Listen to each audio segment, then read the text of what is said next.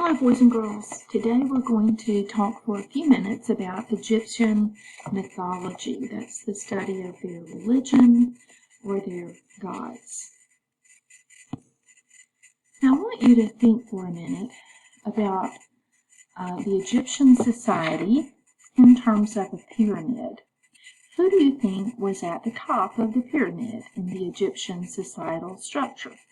Well, of course, it was the pharaoh. He was their leader, he was their king. There was one of them, him, and there were many of the others, the farmers, the merchants, the artisans, the soldiers, the scribes, the government officials. But there was only one pharaoh. And you see there, interestingly enough, the ancient Egyptians believed that their ruler, their pharaoh, was either a god himself or was chosen by the gods. So you see, their religion and their government are very closely connected, just like these puzzle pieces connect with each other on the picture. Their government leader, the pharaoh, the king, was also either a god or he was the leader of their religion.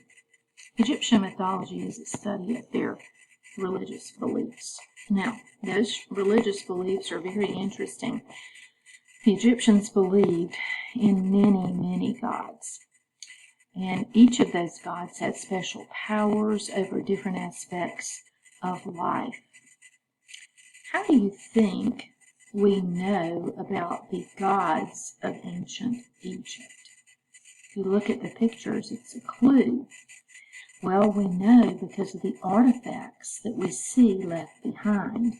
We see drawings on tomb walls and monuments. We see hieroglyphs on monuments and temples. We see the buildings themselves, like this temple you see here in the center picture. There's lots of artifacts that tell us about that. There are also documents that we can read as well. Now that we know how to interpret what the hieroglyphic writing is saying, and we can read it, we've learned more about them from that, from those sources too. Now, did you notice that the gods is lowercase g? Well, that's because they were not the one true God. They were false gods. They were not the one true God. In fact, they were really just made up stories about the gods of the civilization. And those are called myths. It's just made up. It's not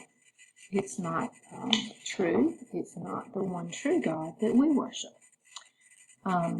Today, I want to look at some of the gods that they believed in. It's very interesting. We'll take a look at a few of those.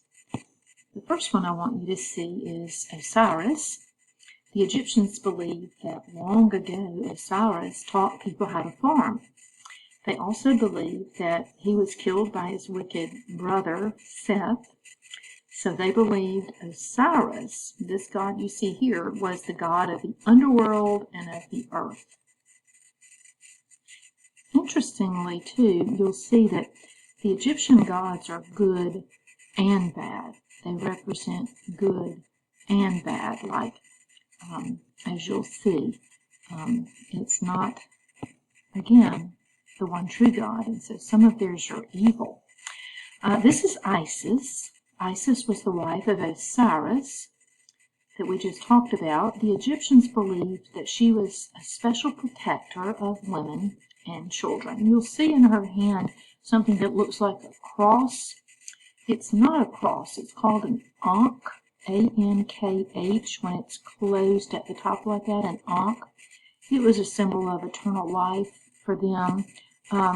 Don't let that confuse you or think that it's the eternal life that we have through Jesus. It was the eternal life that they thought that their pharaohs would experience through being a god.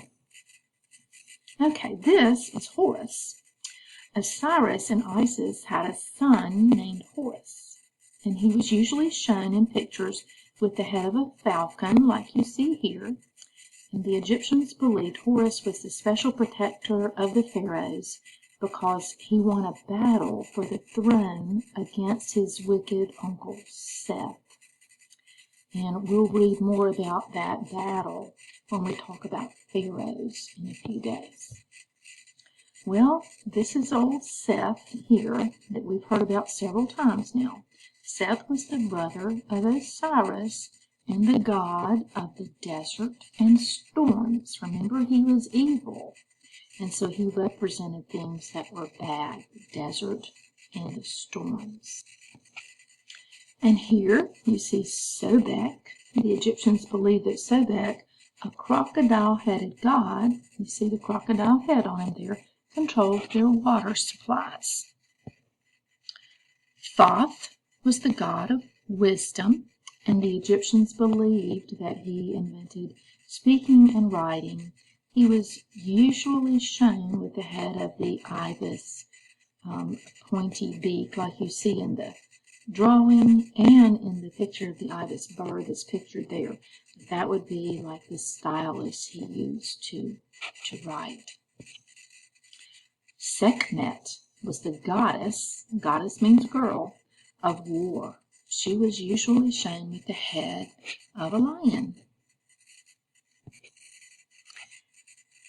Ra or Amun-Ra, or sometimes Re or Amun-Re, was the god of the sun. And many Egyptians believed he had created people. Some Egyptians believed that Ra was the only god. So you may have noticed that the gods, at least some of them, have the head of animals. These are some examples of those now. Why do you think the goddess of war would have a lion head? Well, it's probably because lions represented strength, and they were strong and bold. And then here we have the god who controlled the water, Sobek, having the crocodile head. Well, of course, crocodiles live in the water, and they're powerful creatures, and so they wanted their god who controlled the water to be powerful. So they gave him a crocodile head. Well, boys and girls, I hope you've enjoyed learning about just a few of the ancient Egyptian gods. I know I did. Now you'll go and look over in Epic at the book called Explore Ancient Egypt.